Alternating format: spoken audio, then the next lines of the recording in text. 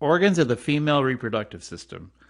Once, just like with the males, I'm going to go through the basic parts, just the majority major organs, talk a little bit about meiosis, and then talk about the menstrual cycle.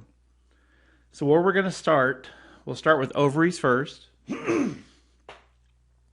Ovaries are solid round structures, and I'll show a picture real quick. We're going to go here first. So there's an ovary. So if you back it up, that's an ovary. This is a fallopian tube or uterine tube, and those little finger projections are called fimbriae.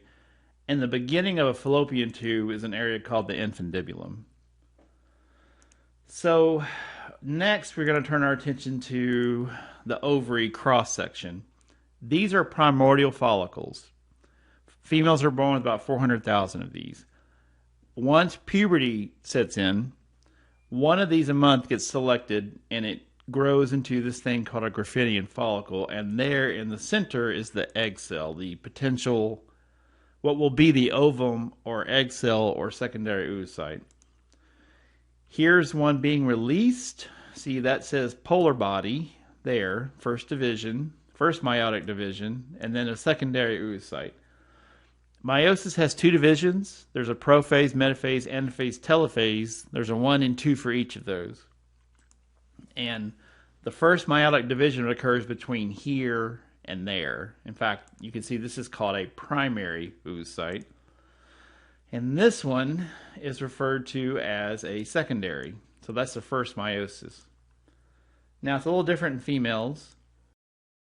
The ovaries produce secondary oocytes, the female sex cells. During fetal development, stem cells, called oogonia, go through mitosis. Some of these cells develop into 46 chromosome primary oocytes. At the onset of female puberty, tens of thousands of primary oocytes each form part of a primordial follicle in the ovaries.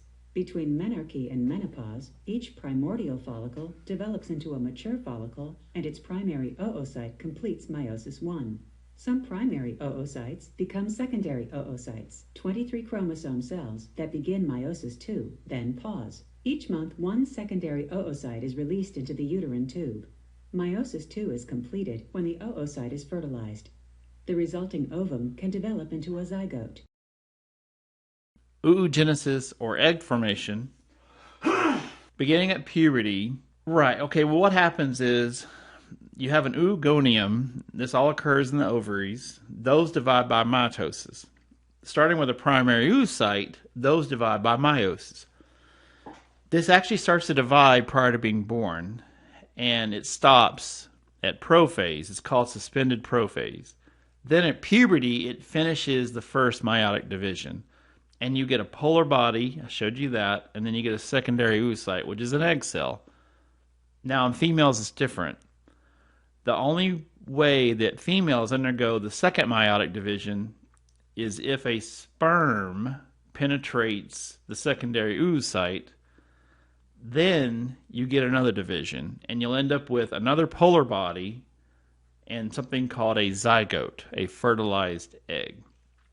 In males, it goes from a primary spermatocyte to 4 sperm cells, always. In females, the only way the second meiotic division occurs is if a sperm penetrates the egg. And then it will divide again. Polar bodies are little throwaway cells. You can see how small they are. A female egg cell is the largest human cell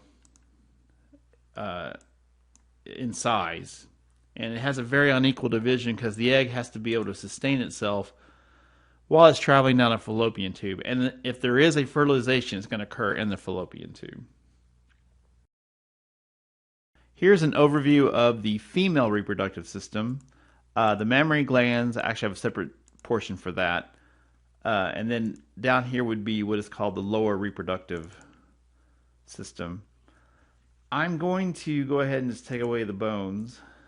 So what you have here now, this is the uterus. Now I'm going to go ahead and hide that part. So we're going to take away part of that. There we go. Here's an ovary. And then what you have, I'm going to get closer. So there's an ovary. And you can actually take half of this away and hide it. And what you have inside of an ovary, these are primordial follicles, and then once a month, one gets selected, and it matures into this called a Griffinian follicle. And if you get really close, I didn't want to make that whole thing blue. If you get, well, anyway, you get the idea. There's an ovum or secondary oocyte. This is a Griffinian follicle, and then up here, this is what is called the corpus luteum. But females are born with 400,000 of these primordial follicles. Only about 400 reach maturity, and that's a Griffinian follicle. Now, these are called fimbriae. They're little extensions, and then that part up here, it doesn't really say it too much. It's an area called the infundibulum, which is the beginning of what is called the fallopian tube or uterine tube. On here it says fallopian tube, oviduct, uterine tube. So they have a lot of different names. And you can see, and I didn't mean to take away that one half, but the fallopian tube will come down to the uterus, which is this area. Let me move our little thing out of the way. This area right here is the uterus. And then down here would be the cervix, which is the entrance into the uterus. And this is the ovarian ligament. And you can see on this view right there, there's the fallopian tube. It comes down like that, and then it would go inside of the uterus. Now let me move down here. This is the vagina, so I can take, whoops, well, didn't want to do that. Let me go back. Anyway, that tube structure would be the vagina. And then as far as the external genitalia, this is the labia minora, and then the larger folds on the outside is what is called the labia majora. And I believe there is, and that's all of the major parts of the lower female reproductive. So we'll go through the basic parts. I'm just going to pull up a picture, which I already had over here. And these were the ones from lab. I like that you can make them big like this. So there's an ovary. There are fimbriae. This area at the beginning of the uterine tube is called the infundibulum, and then that's the actual fallopian tube. And this is the uterus, and that little area right here, which is the entrance to the uterus, is called the cervix. On each side you have a fornix, which is a crease, and eggs produced in the ovary will descend down like this, and if it is fertilized, it will come to the uterus and drop down into what is called a uterine gland and start growing into an embryo, if there's a fertilization.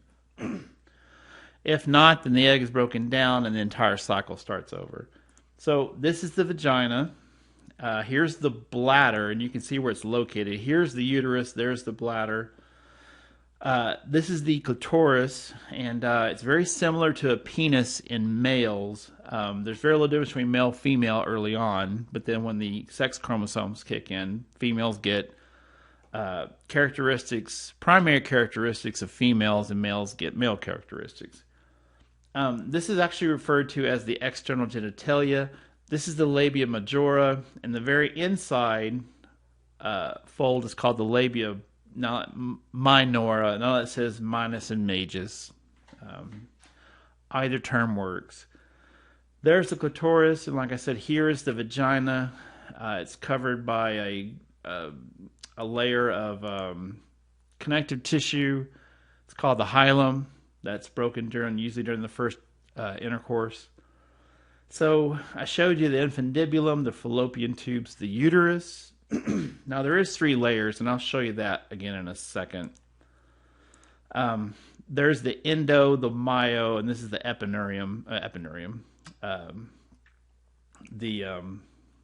perimetrium.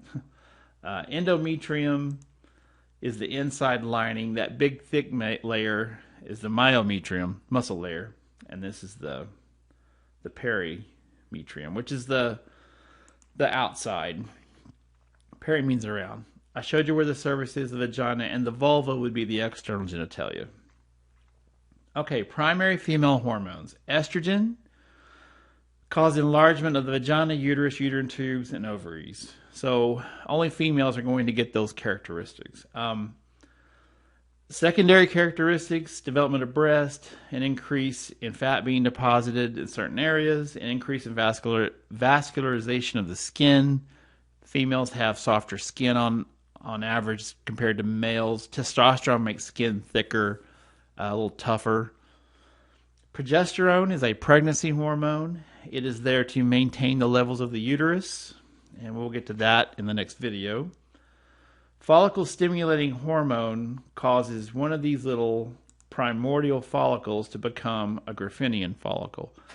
Once the secondary oocyte is ejected, then this is called a corpus luteum, and that's what luteinizing hormone does. Luteinizing hormone causes what's left of this follicle to become a corpus luteum. The corpus luteum also secretes hormones, and the whole purpose of it is to maintain the lining of the uterus in cases of pregnancy.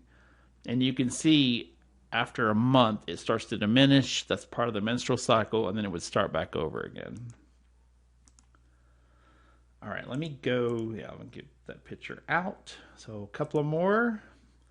Prolactin, milk production following childbirth. Oxytocin causes uterine contractions and also causes milk to be ejected when a baby starts suckling. And I'm going to stop here now and cover the rest of this in the last video.